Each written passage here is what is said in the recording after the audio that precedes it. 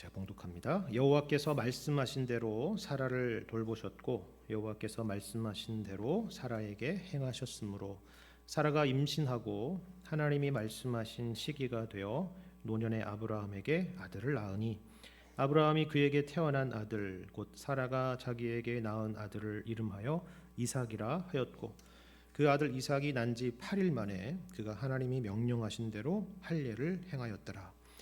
아브라함이 그의 아들 이삭이 그에게 태어날 때에 100세라. 사라가 이르되 하나님이 나를 웃게 하시니 듣는 자가 다 나와 함께 웃으리로다. 또 이르되 사라가 자식들을 젖먹이겠다고 누가 아브라함에게 말하였으리오마는 아브라함의 노경에 내가 아들을 낳았도다 하니라.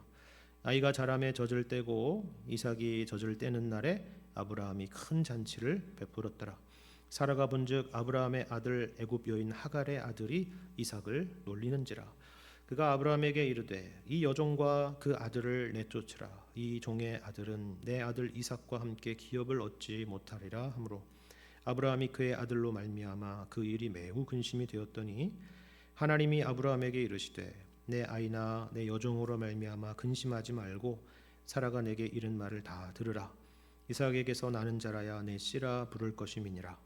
그러나 여종의 아들도 내 씨니 내가 그로 한 민족을 이루게 하리라 하신지라. 아멘.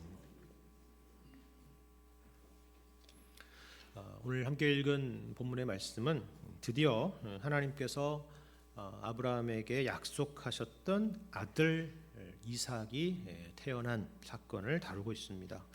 창세기 12장에서 시작되었던 아브라함에게 주셨던 그 약속이 드디어 오늘 본문 21장에서 비로소 그 성취를 보게 되는 것이죠. 물론 아직 내가 너로 큰 민족을 이루게 하리라 라고 하신 그 말씀, 그 약속에는 미치지는 못하지만 이삭의 이 출생이라고 하는 것이 이제 그 일에, 그 약속의 성취의 시작이 되는 것입니다. 오늘 본문 7절을 보시면 사라는 바로 이 이삭의 탄생으로 인해서 이미 그것을 내다보고 있다라는 것을 우리가 알 수가 있죠. 그럼 7절을 보시면 이렇게 사라가 말하고 있지 않습니까? 또 이르되 사라가 자식들을 젖먹이겠다고 누가 아브라함에게 말하였으리오마는 아브라함의 노경에 내가 아들을 낳았도다 이렇게 말합니다. 여기 분명히 보세요. 자식, 분명히 이삭 한 명이 태어난 건데 자식이라는 단수로 쓰지 않고 자식들이라는 복수형을 쓰고 있습니다. 사라는 이삭의 출생으로 거기까지 지금 내다보고 있는 것입니다.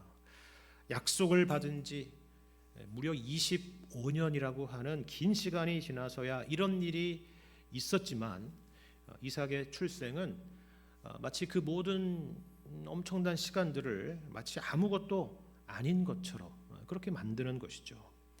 그래서 여기에는 분명히 기쁨이 있죠. 특별히 사라가 웃었다라고 기록하고 있지 않습니까? 기록에는 없지만 아브라함도 역시 기쁨의 웃음을 감추지는 못했을 것입니다. 더군다나 젖을 떼는 날에는 아브라함이 큰 잔치를 베풀었다라고 이렇게 기록을 하고 있죠. 이처럼 이 사건은 모두에게 기쁨을 주는 그런 사건이었다라는 것입니다.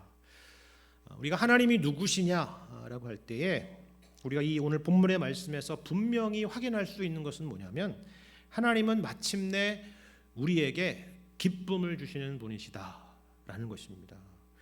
여러분 누가복음 말씀을 보시면 천사들이 참으로 그 당시에 소외되고 지쳐 있었던 목자들에게 한밤중에 나타나서 예수님께서 탄생하신다라는 소식을 전하면서 그들에게 무슨 말씀을 하고 있습니까? 이것이 바로 온 백성에게 미칠 큰 기쁨의 좋은 소식이다 이렇게 말하고 있지 않습니까? 사도 바울도 우리가 잘 아는 데살로니가 전서 말씀에서 항상 기뻐하라 라고 했습니다. 그리고 뭐라 그래요? 이것이 하나님의 뜻이라 그렇게 말씀하죠. 하나님의 뜻이라고 하는 것은 이루어질 수밖에 없는 것입니다. 그렇죠? 그러니까 하나님은 우리에게 기쁨을 주시기를 원하시고 그 기쁨을 반드시 이루시는 분이시다라는 것입니다. 여러분 이삭이라는 이름 자체가 의미하는 바가 그렇지 않습니까? 이삭의 의미가 뭐예요? 여러분 똑똑하신 분이 많으십니다. 웃음이라는 뜻입니다. 아이의 이름이 웃음이라는 뜻이에요. 그러니까 문자적으로 보자면 하나님께서 이삭을 주셨다는 것은 뭘 주셨다는 거예요? 웃음을 주셨다라는 것과 같은 것입니다. 하나님은 우리에게 웃음을 주시는 분이시다라는 것이죠. 오늘 본문에 이삭이라는 이름이 총 6번이나 등장하는데요. 흥미로운 것은 이 이삭이라는 이름과는 별도로 이 이삭이라는 이름과 동일한 어근을 갖고 있는 웃음이라고 하는 단어 또한 오늘 본문 6절에서만 2번이나 등장하는 것을 볼 수가 있습니다. 보십시오. 사라가 이 6절에서 뭐라고 고백합니까? 사라가 이르되 하나님이 나를 웃게 하시니 듣는 자가 다 나와 함께 웃으리로다. 이렇게 말하고 있습니다. 하나님께서 아브라함과 사라에게 이삭을 주시겠다고 곧 웃음을 주시겠다고 약속하셨고 이제 그 이삭의 태어남으로 인해서 웃음이 이처럼 넘쳐나고 있는 것입니다. 그런데 이 웃음은 혼자만의 웃음이 아니라 모두의 웃음이다 하는 것이죠. 그런데 왜 여기 듣는 자가 다 나와 함께 웃으리로다 라고 말했을까요? 그건 다만 아브라함이나 사라만의 기쁨 아닐까요? 그 집안만의 잔치 아닙니까? 그런데 그게 어떻게 모두의 기쁨이 되고 모두의 웃음이 될 수 있을까라는 것입니다. 자, 이 질문이 오늘 본문의 말씀을 통해서 우리가 생각해 봐야 될 중요한 질문입니다. 사실 이 웃음이라고 하는 주제는요, 오늘 본문에서만 강조되어서 등장하는 것이 아닙니다. 오늘 본문의 이전에도 아브라함과 사라에게 분명히 이 웃음이 있었다라고 성경은 기록을 하고 있습니다. 그리고 오늘 본문 9절에도 역시 웃음은 웃음인데요, 어둡고 차가운 웃음도 있습니다. 그런데 성경은 이 두 가지 모두 다 빗나간 웃음이다라고 우리에게 가르쳐주고 있는데요. 왜 그런지 우리 함께 잠시 살펴보도록 하겠습니다.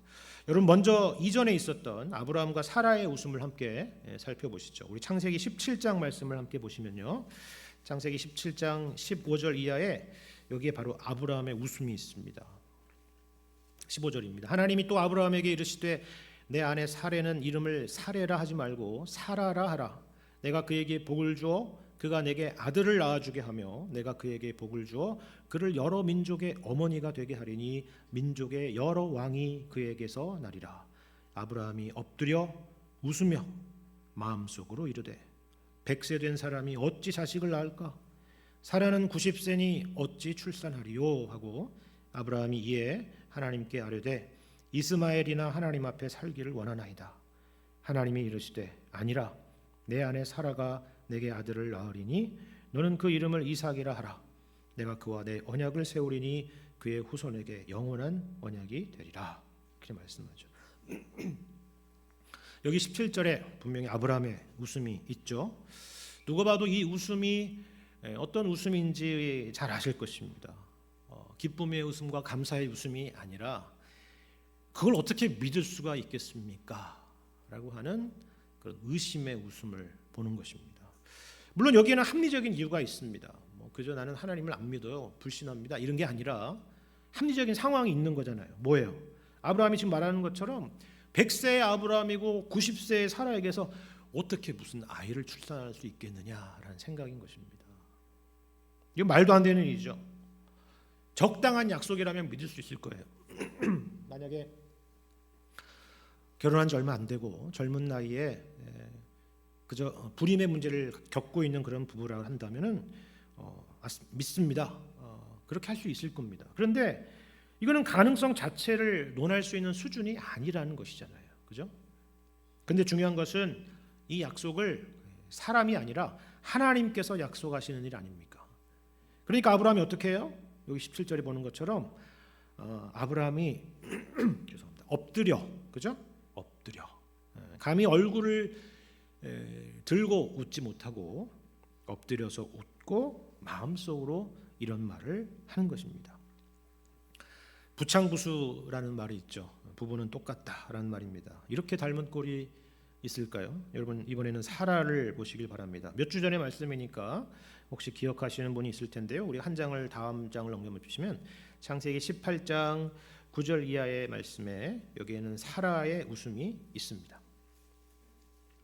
9절입니다. 18장 9절. 그들이 아브라함에게 이르되 내 아내 사라가 어디 있느냐? 대답하되 장막에 있나이다. 그가 이르시되 내년 이맘때 내가 반드시 내게로 돌아오리니 내 아내 사라에게 아들이 있으리라 하시니 사라가 그 뒤 장막문에서 들었더라. 아브라함과 사라는 나이가 많아 늙었고 사라에게는 여성의 생리가 끊어졌는지라. 사라가 속으로 웃고 이르되 내가 노쇠하였고 내 주인도 늙었으니 내게 무슨 즐거움이 있으리요. 여호와께서 아브라함에게 이르시되 사라가 왜 웃으며 이르기를 내가 늙었거늘 어떻게 아들을 낳으리요 하느냐. 여호와께 능하지 못한 일이 있겠느냐. 기한이 이를 때에 내가 내게로 돌아오리니 사라에게 아들이 있으리라. 사라가 두려워서 부인하여 이르되 내가 웃지 아니하였나이다. 이르시되 아니라 내가 웃었느니라. 이렇게 말씀합니다. 이번에는 사라죠. 근데 아브라함과 똑같습니다. 그렇죠? 속으로 웃고 또 두려워서 웃지 않았다라고 그렇게 부인을 합니다. 아브라함이 나이에 대해서 이야기를 했다면 사라는 이번에는 자신의 생리적인 현실을 말하고 있습니다. 이미 생리가 끊어진 지 오래입니다. 가능성 자체를 논할 수가 없는 그런 상황이다라는 것이죠. 그런데 하나님께서는 오히려 너무나도 확실하고 분명하게 약속하고 계시니까 속으로 웃는 것입니다. 의심의 웃음이고 불신의 웃음이죠. 근데 여러분 사실 놀랍지 않습니까? 제가 이전에도 말씀드렸지만 이러한 사라와 아브라함의 웃음에 대한 하나님의 반응을 보십시오. 보는 우리가 불안불안한데 하나님께서는 이들에게 그 의심을 확신으로 바꿔주시고 있는 것입니다. 우리는 하나님께서 우리가 가지고 있는 이 의심에 대해서 어떻게 하시지는 않을까 그런 불안한 마음이 있지만 하나님의 반응은 이처럼 너무나도 의외의 반응인 것입니다.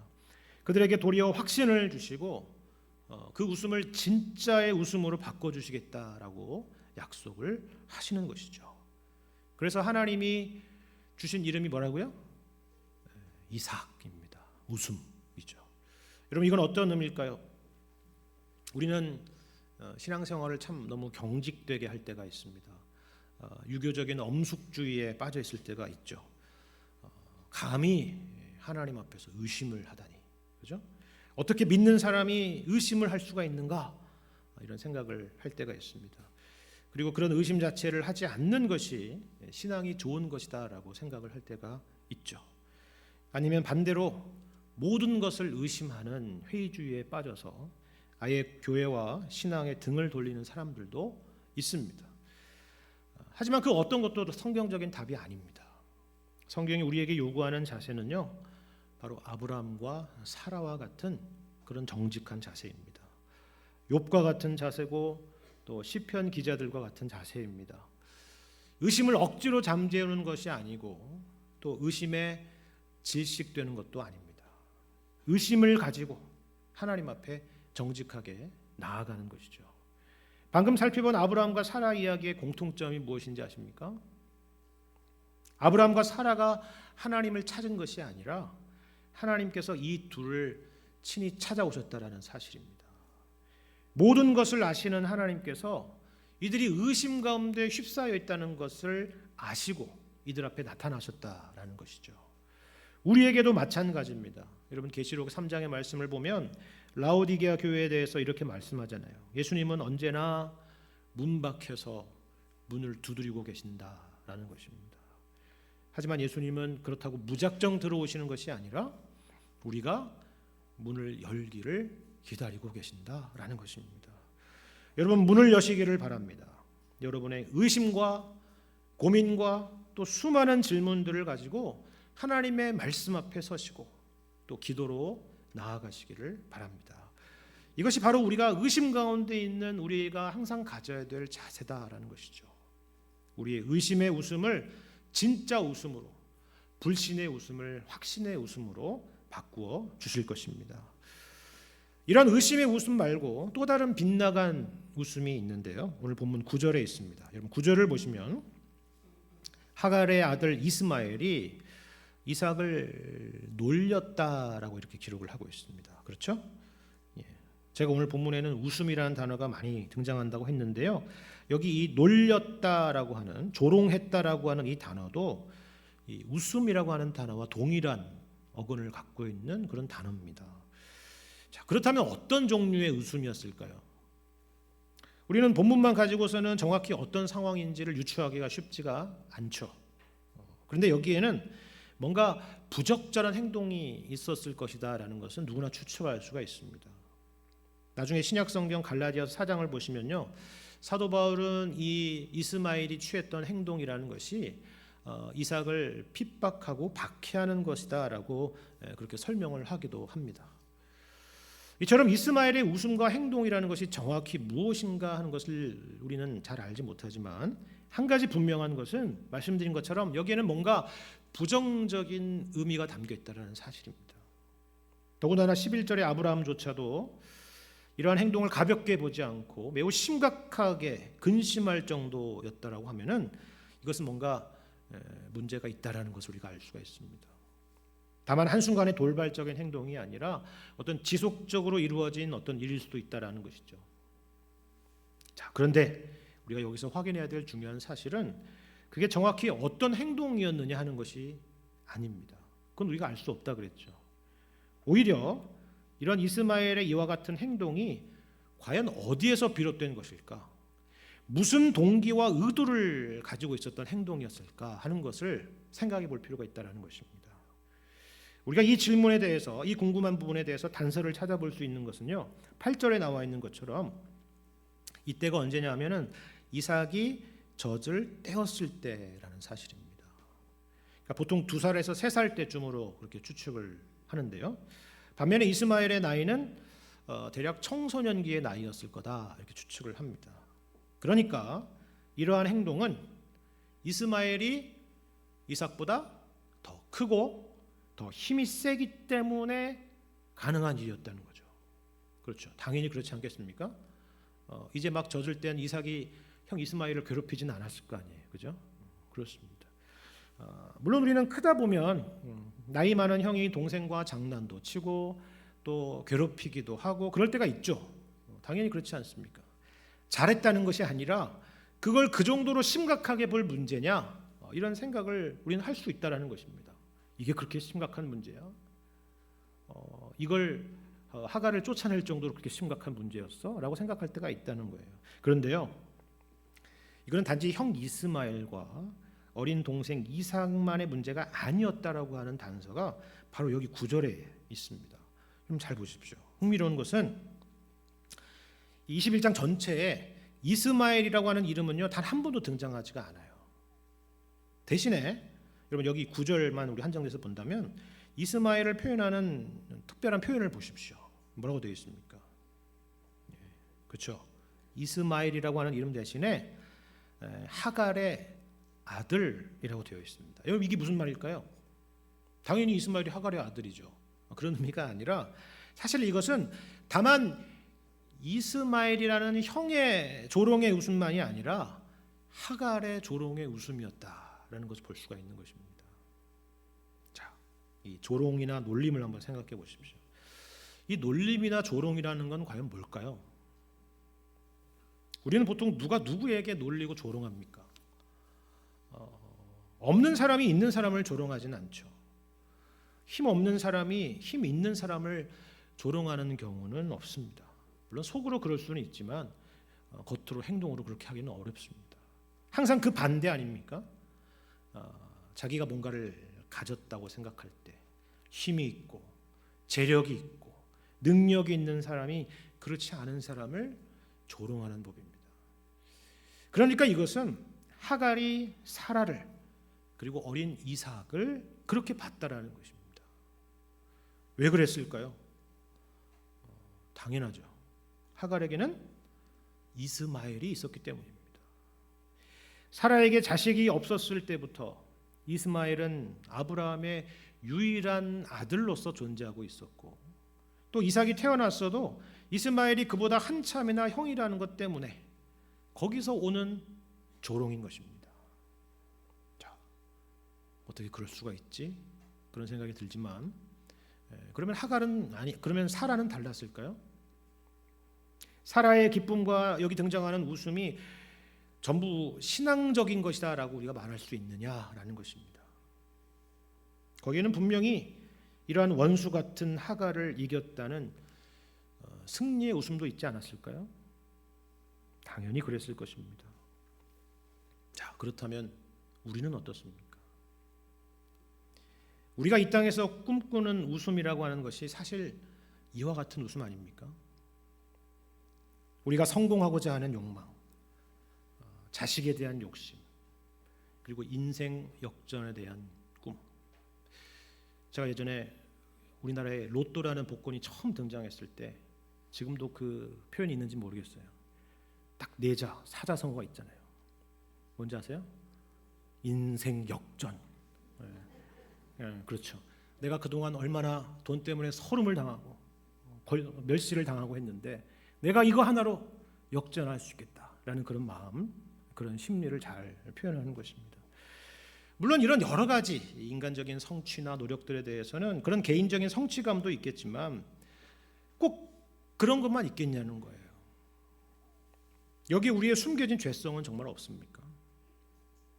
우리도 하갈과 같이, 그리고 사라와 같이 조롱의 웃음이 있지 않습니까? 그걸 꿈꾸고 있지 않습니까?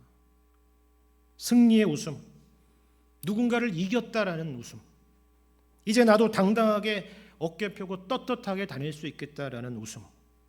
우리도 누구나 그런 웃음을 바라지 않습니까? 여러분, 그렇다면 이 말씀에 한번 귀를 기울여 보시기를 바랍니다. 예수님께서 웃음에 대해서 경고하신 말씀이 있는데요, 바로 누가복음 6장 20절 이하의 말씀입니다. 제가 읽어드리겠습니다.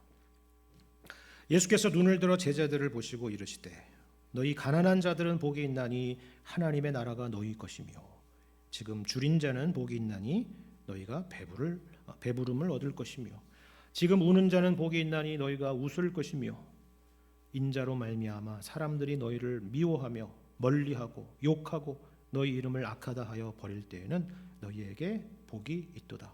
그날에 기뻐하고 뛰놀라 하늘에서 너희의 상이 큼이라. 그들의 조상들이 선지자들에게 이와 같이 하였느니라. 그러나 화 있을진저 너희 부요한 자여 너희는 너희의 위로를 이미 받았도다. 화 있을진저 너희 지금 배부른 자여 너희는 주리리로다. 화 있을진저 너희 지금 웃는 자여 너희가 애통하며 울리로다. 모든 사람이 너희를 칭찬하면 화가 있도다. 그들의 조상들이 거짓 선지자들에게 이와 같이 하였느니라. 말씀입니다. 마태복음에 8복이 있다면 누가복음에는 이처럼 사복사화라는 말씀이 있습니다. 네 가지의 복과 네 가지의 화에 대한 말씀이죠. 그런데 여러분, 이 말씀, 방금 읽은 이 말씀을 잘못 보시면요, 정말 오해하기 쉬운 말씀입니다. 지금 예수님은 단지 가난을 예찬하거나 눈물을 예찬하는 것이 아닙니다. 반대로 단지 부자들과 웃는 사람들에게 저주하는 것도 아니에요. 전혀 그런 것이 아닙니다. 우리는 교회에 올 때 이렇게 막 눈물을 흘리면서 인상을 쓰면서 심각하게 올 필요가 없습니다. 그걸 말하는 것이 아니에요. 만일 단지 그런 말씀이라면 이건 완전 순환 논리 아니에요? 순환 논리. 그렇잖아요. 줄인 자는 배부르게 될 텐데 배부르면 또 줄이려는 것 아닙니까? 그죠? 또 우는 자는 웃게 되는데 웃는 자는 또 애통하며 울게 되리라는 거잖아요. 그런 말일까요? 아니죠. 전혀 그런 의미가 아닙니다. 그렇다면 무슨 말입니까? 이 네 가지의 복과 네 가지의 화를 관통하는 핵심적인 내용이 무엇인지를 여러분 한번 생각해 보십시오. 그것은 바로 우리가 우리 인생의 목표와 가치를 과연 어디에 두고 사느냐라는 것입니다. 쉽게 말해서 인생의 목표와 가치를 이 땅에 있는 그 어떤 것에 두고 그것으로 즐거움을 삼고 사는 인생은 결국 불행하게 될 것이다라는 것입니다.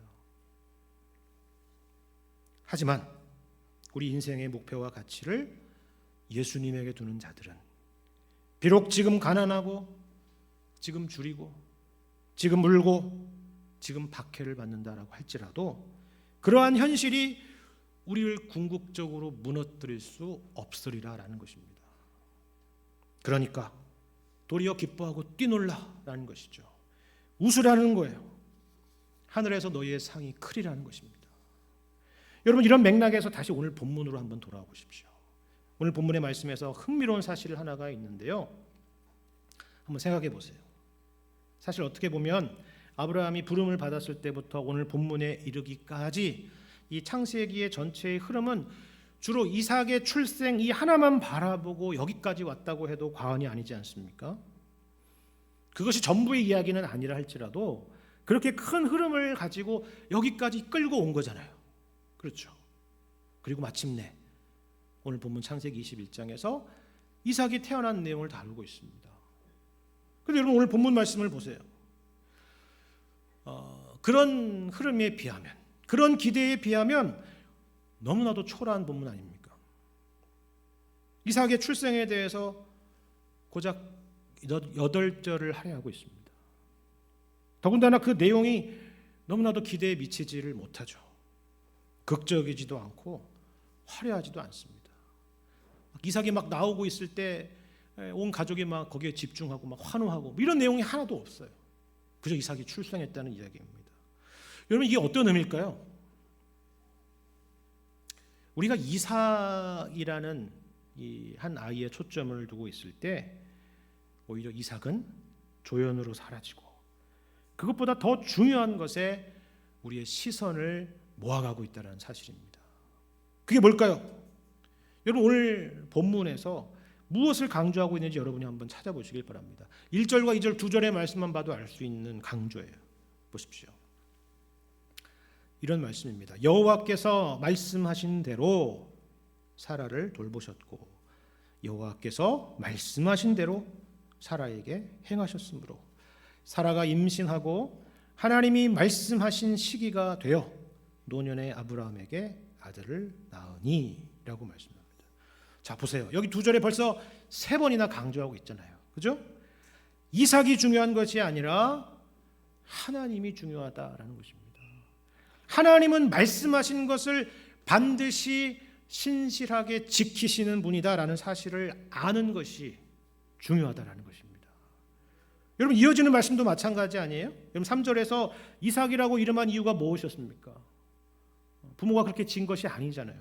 하나님께서 그렇게 지으라고 말씀하셨기 때문입니다. 여러분 이어서 4절에서 난지 8일 만에 할례를 행한 이유가 뭡니까? 그것이 바로 하나님께서 그렇게 하라고 명령하신 일이기 때문입니다. 그렇죠? 그리고 5절에서 왜 아브라함이 100세였다라는 것을 강조하고 있습니까?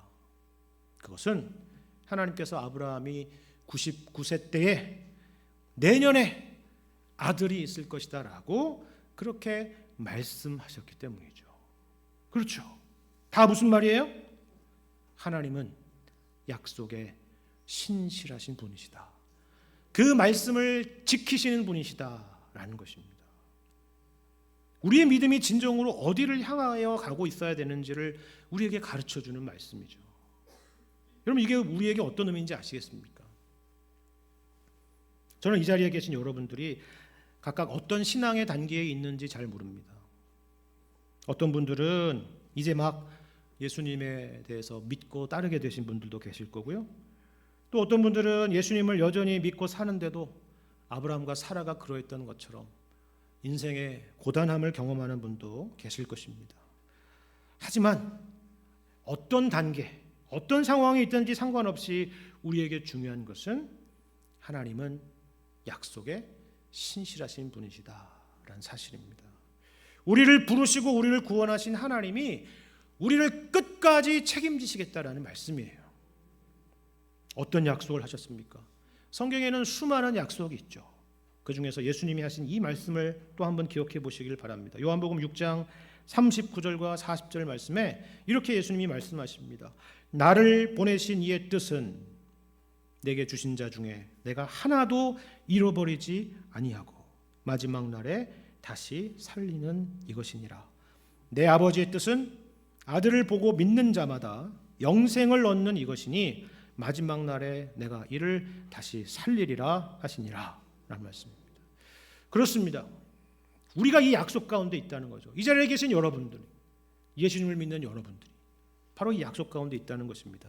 그러니까 우리가 가져야 될 진짜 웃음은요, 불신의 웃음도 아니고 조롱의 웃음도 아니라 바로 우리를 구원하여 인도하시는 그 신실하신 하나님을 바라보는 웃음이어야 된다라는 것입니다. 제가 서두에 오늘 본문 6절의 말씀에서 듣는 자가 다 나와 함께 웃으리라 라는 사라의 고백 가운데서 어떻게 이것이 사람만이 아니라 모두가 함께 웃을 일이냐라고 말씀을 드렸죠. 생각해 보십시오. 그렇지 않습니까? 우리가 이삭을 낳습니까? 우리가 100세, 90세의 아들을 낳았나요? 아니죠. 이건 분명히 우리 얘기가 아닙니다. 우리가 웃을 이유가 없잖아요. 근데 왜 우리가 아브라함과 이 사라의 이야기를 보면서 우리도 함께 웃을 수 있다라고 오늘 본문은 말씀하고 있는 걸까요? 그것은 바로 이삭이 그들의 능력으로 낳은 아들이 아니라 하나님께서 주신 은혜의 선물이기 때문입니다. 우리에게는 이삭 정도가 아니라 예수님을 이 땅에 보내주셨죠. 우리가 보내달라고 요청한 것도 아니고 우리를 구원할 때 우리를 구원해달라고 소원한 것도 아니었습니다. 다만 우리를 사랑하신 하나님께서 우리에게 아들을 보내주셨고 그 아들을 십자가에 내어주심으로 우리를 값없이 의롭다 하신 것입니다. 그리고 우리에게 믿음을 주셔서 예수님을 믿게 하신 것이죠.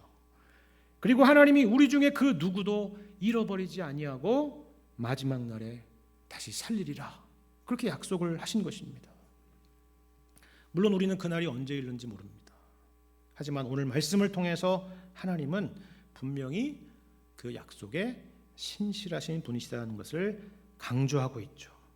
하나님이 우리와 늘 함께하고 계신다라는 것을 강조하고 있는 것입니다. 우리가 이것을 기억할 때 우리가 어떤 상황을 만나더라도 우리 마음에는 진정한 기쁨과 웃음이 있게 되는 것입니다. 오직 하나님으로 인한 기쁨입니다. 사도 바울의 빌립보서 말씀을 여러분 잘 기억하시죠? 기쁨에 대한 말씀입니다. 주 안에서 항상 기뻐하라. 내가 다시 말하노니 기뻐하라 라는 말씀입니다. 어떻게 기뻐하라고요? 주 안에서 기뻐하라. 근데 거기서 그치지 않고 또 반복하잖아요. 내가 다시 말하노니 기뻐하라 말씀입니다. 주님 안에만 있는 이 기쁨, 주님으로 인한 진정한 웃음이 바로 여러분과 저의 신앙의 모든 걸음 가운데 항상 충만하시기를 주님의 이름으로 간절히 축원합니다.